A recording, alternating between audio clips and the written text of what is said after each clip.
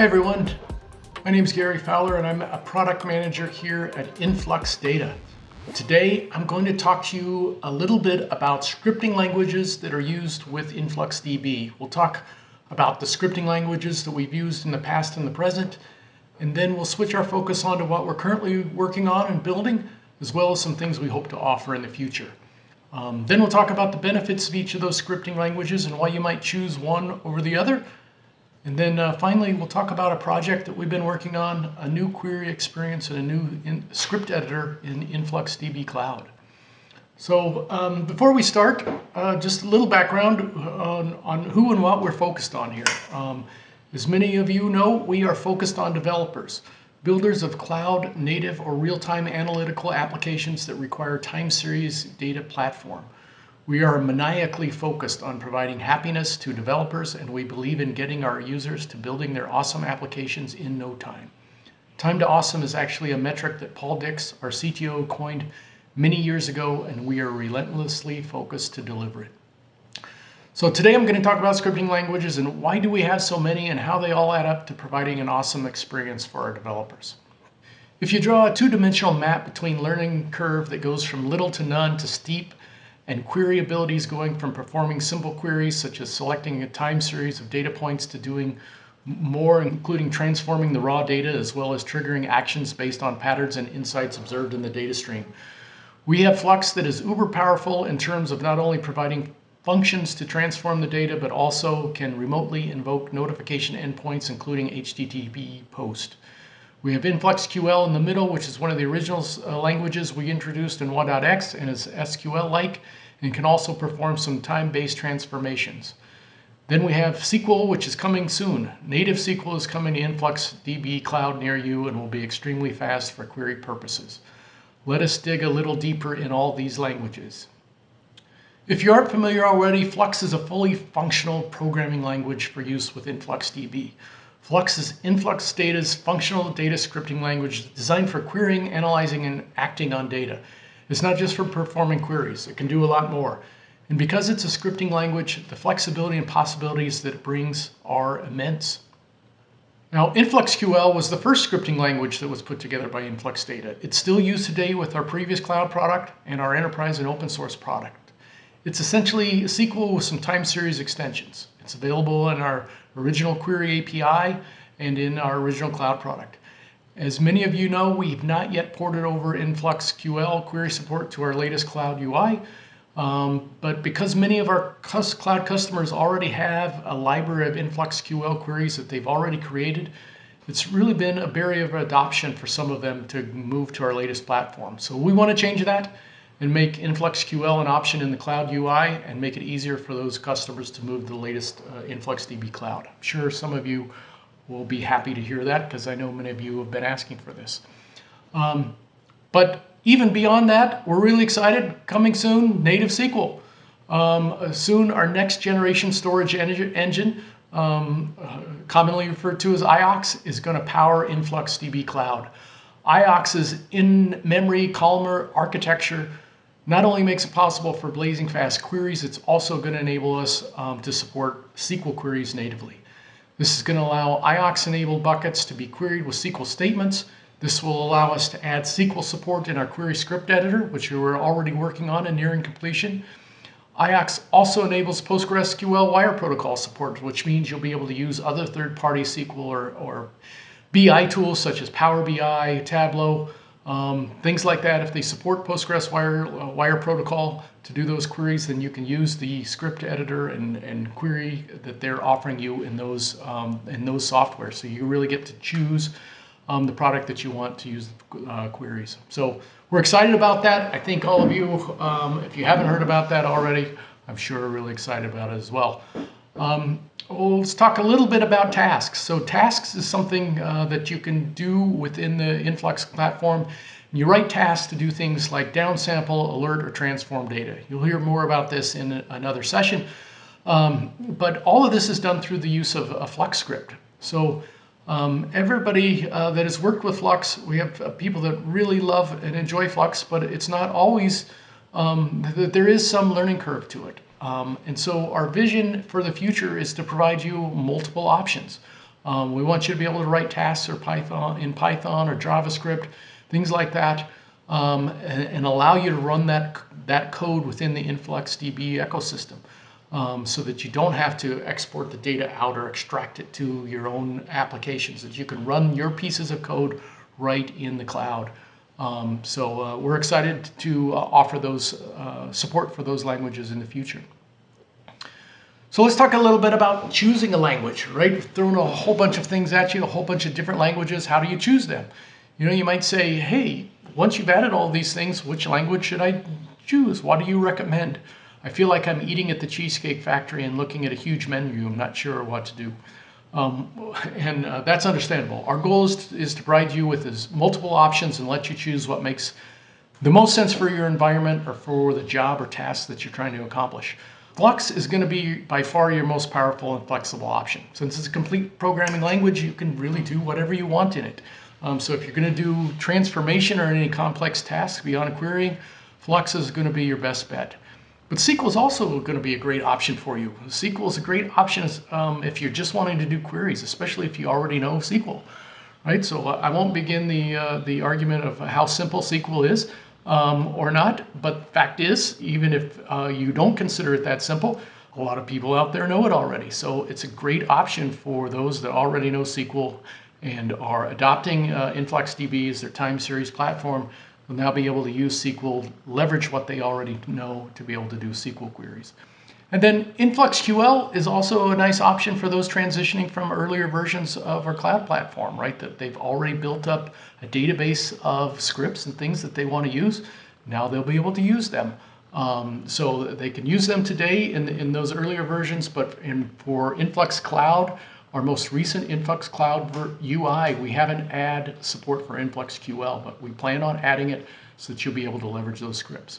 And then we talked already about Python and JavaScript. Hey, you might have a lot of folks on your teams that have Python and JavaScript experience. They don't have Flux experience, but you want to do some tasks. You want to be able to run it in the cloud. We hope to be able to provide that for you. And that's our plan. So we want to give our customers multiple options for querying. But we do want to remind everyone of the power of Flux. We have customers that love Flux and do a lot of sophisticated things with it. For those of you not as familiar, we'll share a couple examples here of some things you can do with Flux that you wouldn't be able to do with InfluxQL or with SQL. With Flux, you can combine data sources. For example, you can grab and join data from SQL sources, and you can load data from CSV files. You can then visualize that combined data set, or you can write it back to a new bucket or take some other action on it.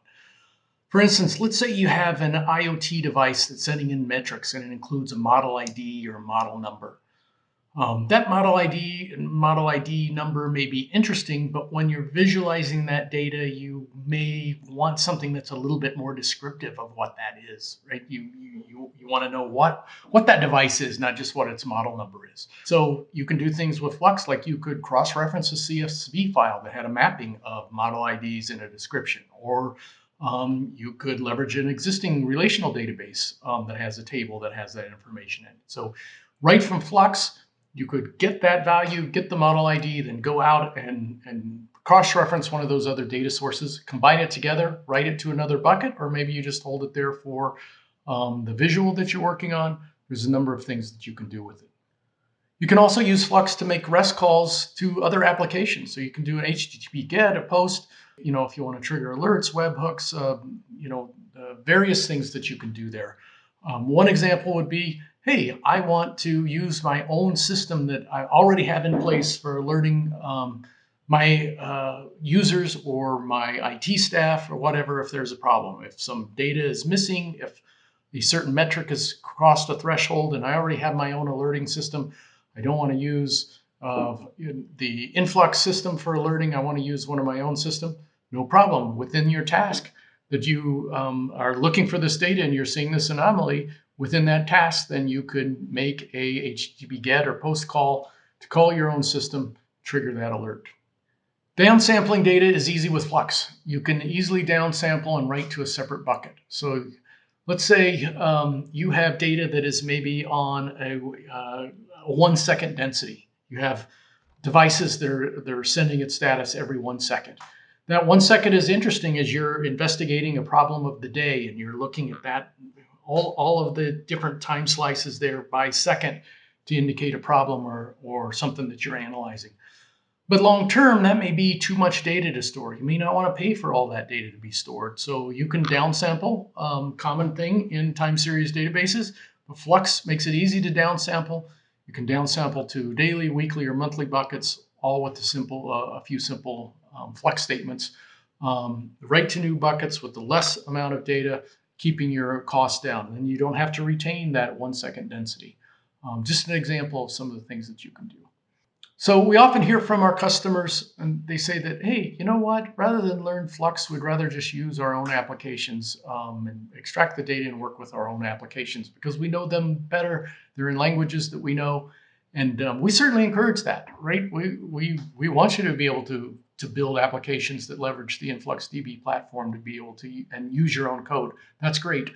But we just want to make sure that you know that, especially when you're working with large data sets, even if you're working mainly with your own applications, there's some advantage to using Flux scripts to do some of that data transformation and evaluation, because you don't have to extract all the data out of the database and into your own code, evaluate it, maybe write something back, maybe do something else with it. It can all happen at the database level, stay in the cloud.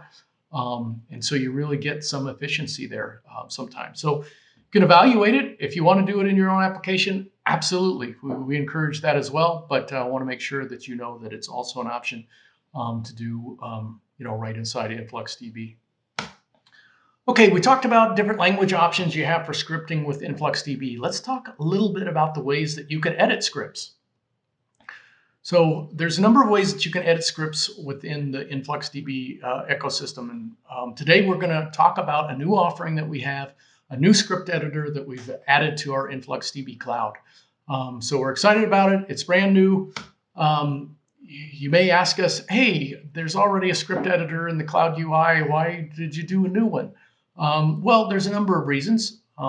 First, it was a little bit obscure in the old editor. You could go into Data Explorer. You could do a visual search based on things like buckets, groups, measurements, and tags. But then if you wanted to actually edit the script and work with the Flux, you had to switch over. You had to hit a button inside of that visual builder to get to the script editor, and then you could start editing your script. And if you wanted to go back and be able to make selections from groups, measurements, fields, tags, etc., you had to basically start over. It wouldn't let you go back and do that. You had to start a new script. We wanted to offer a better experience with that. We wanted to make it the best of both worlds, to allow you to be able to look and browse your schema, see different things, make selections visually, but also to have that update the Flux code for you to see what was getting updated so that you could go in and make changes to that Flux code. If you wanted to go back and make changes to the schema criteria that you were using, you could do that and still work together. But there were many other reasons that we did that. Many of those are listed. We'll talk about some of them in detail here. One of the big keys to our new script editor was offering multiple language support. We already talked about how we want to add SQL and InfluxQL and eventually Python and JavaScript to our script editor inside of InfluxDB Cloud. We're excited to do this. But we needed a script editor that would support multiple languages, right? We wanted a framework that allows us to easily plug in new languages. So that's partly why we built this new script editor, so we could provide that capability to you. The other thing that we wanted to do was include a schema browser into our editor because we want users to be able to see the shape of their data and also to help them understand the hierarchical data model of InfluxDB. We wanted the experience to be instructional. One of the pieces of feedback that we've received from some of our best internal champions among our customer base is that while they themselves understood our data model and could easily create performant queries and scripts, they sometimes had some difficulty getting others in their organization learn and adopt InfluxDB. They would say, hey, come try this out, it's great. And then somebody else would try it out and it didn't work maybe like they expected with a SQL database, or they didn't understand what a measurement was versus a field or a tag. They started a search and they searched all of their measurements and they had a ton of data, and it took a long time for that query to come back because it failed because it was such a large amount of data. And they had difficulty then getting adoption with others in their organization. And so one of the key elements and things that we wanted to do with this was make it a little bit easier for that new user, that new adopter at an organization. There may already be some data there, help them be able to find data. And so we wanted to have an instructional schema browser that showed them the hierarchy, right? That showed them buckets, that showed them measurements within buckets, and showed them fields and tags within those measurements, and show tag values within those tags, and show the user kind of that hierarchy, and to allow them to select things in that hierarchy and automatically start to build a script for them. So we wanted to based on those schema selections, start building that script for them, put it in front of them so they could see the script as it was being built. They could choose to make modifications to it, but they could also choose to just keep making schema selection and have that automatically update for them. So really what we're trying to do is give the user the best of both worlds of a visual builder, but also a script editor that allows them to add functions and do different things that they want to do, and along the way, show them how we're building that for them. Another thing that we wanted to do was make scripts reusable. If you build a script in the script editor, we wanted you to be able to use it in dashboards, multiple dashboards, in alerts and tasks, etc., without having to make a copy of your script. So our first step in this was to make scripts load and savable. So right now you can go in and save a script, then you can open it back up. It's very rudimentary right now, but we do hope to add a number of features around this in the future. And then we want to be able to update our dashboards and other things to be able to leverage those scripts that you save, to make them not just reusable within this script editor, but to be able to use them in other places as well. Another objective was to create a way for users to edit invocable scripts. So right now we have a feature in invocable scripts you'll hear about in another session if you're not familiar with it. But essentially it allows you to make API calls to invoke scripts that have been created and stored within InfluxDB Cloud.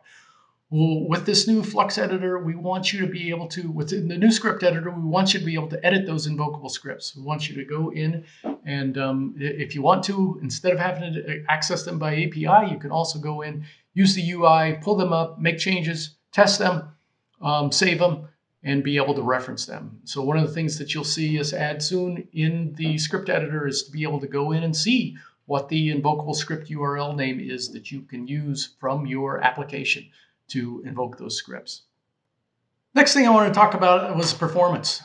So one of the things that we realized with our UI, our cloud UI, was that we were really masking some of the great performance of InfluxDB Cloud. So when you're using our cloud UI to perform queries, especially with large data sets or sets with high cardinality, the queries would often take a really long time or fail altogether, give you a really bad experience. But if you were to separate the actual query from the display of the query, what we saw was that in most cases, the query, the database was performing pretty fast, right? The query was actually happening really fast. It was we were having some problems parsing and displaying the data. That was taking a long time, a disproportionate amount of time. So we recognized that this was a big area and needed area of improvement. So we spent a lot of time. We think we've improved this. We think we work with large data sets better. If you've in the past have had issues with the performance of the UI, or you've had the browser die on you sometimes with large data sets, we hope that we've made a big improvement here. In one of our test cases, we had a query that would only take about 2 seconds to run, but it would take about 30 seconds to parse or display. We've reduced that to about 4 seconds. So now it's a couple of seconds to run the query, 4 seconds to display it, down to 6 seconds for more than 100,000 rows of data. We've made a big improvement. We've carried some of those improvements to the old query experience as well. So you'll see them in Data Explorer and other places as well. So hopefully you're already benefiting from them, but you'll definitely benefit from them in the new script editor. All right, that was some of the highlights of the new script editor, and we hope you have a great experience with it. But we aren't done. with what you see isn't everything that you're going to get. We're continuing to enhance the script editor. We have a lot of neat new features planned to make it easier to automate some of the things that you like to do in Flux. And then to, of course, as we talked about, add support for other languages. So we're frantically working on that right now. But our script editor is certainly not the only option for editing scripts. How many of you have used our Visual Studio Code extension for editing Flux? If VS Code is your IDE of choice, you should give it a drive and see how you like it. A lot of our users really like working that way as well. And then finally, I mentioned this previously, but as we add SQL support, we're making it accessible via PostgreSQL wire protocol. So you can access it from your own applications or from your favorite third-party applications and take advantage of their code editing features. So if you really have some tool out there, you really like the way that you can edit scripts in there, hey, if they support PostgreSQL wire protocol for any IOX-enabled buckets, you'll be able to use it. So hope you're excited about that. I know I am. All right, everyone, that's my time. Thank you very much for listening.